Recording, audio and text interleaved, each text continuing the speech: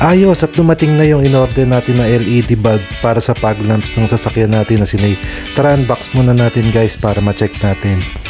True brand yung in-order natin na LED bulb. At nung na-check natin na maayos naman lahat at walang damage, umpisahan na natin tong ikabit. Ito guys yung age 8 na stock bulb ng sasakyan natin. Tara guys, baklasin na natin yung cover sa ilalim ng sasakyan para magkaroon tayo ng access at papalitan natin yung bumbilya dun sa fog lamps.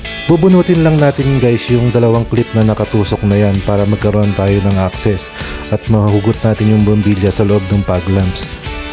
At pagkatapos nating madukot at mahugot natin yung dating bumbilya niya, ikabit na natin yung LED bulb na ilalagay natin. At dito guys ay nailagay na natin yung LED bulb na pinalit natin. At ito naman yung stock bulb ng sasakyan natin. Pag pinagkumpara mo sila ay mas maliwanag yung LED bulb. Kaya proceed na tayo dun sa kabilang side para mapalitan din natin. Ganon din naman yung procedure na gagawin natin.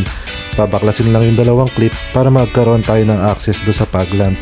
At nung napalitan na natin yung dalawang fog lamps, ay check na natin yung liwanag ng kinabit nating ilaw.